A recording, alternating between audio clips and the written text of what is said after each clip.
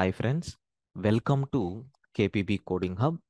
In this today's video, we are going to discuss about the next Python interview question, which is nothing but 27th question.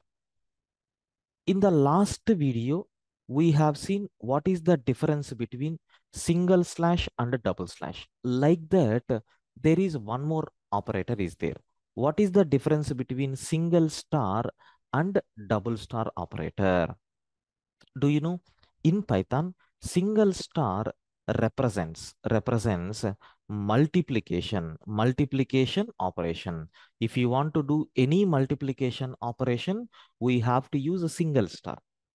Double star means what? It is something like it represents power operation. Sir, power operation in the sense what? Sometimes we are going to take x to the power y value, x power y value I want to calculate.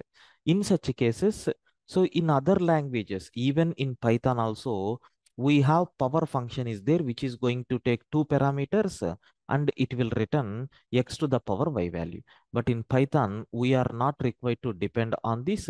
Simply, we can use which one? X double star y, which is going to give the result.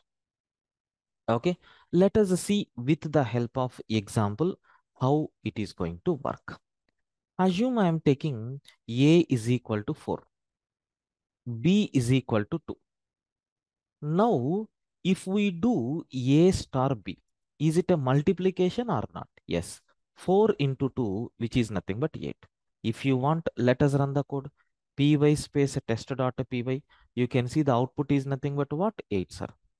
Now I am taking a double star b. In this case, what will happen? We are calculating a to the power b means what? 4 to the power 2, 4 square value. What is a 4 square value? 16 we are going to get. See the difference. Okay, that is the main difference between these. Okay, sir, next and after that, we have power operator is also there, which is defined in math module which is defined in math module. Sir, what will happen if I am using math dot power of a comma b?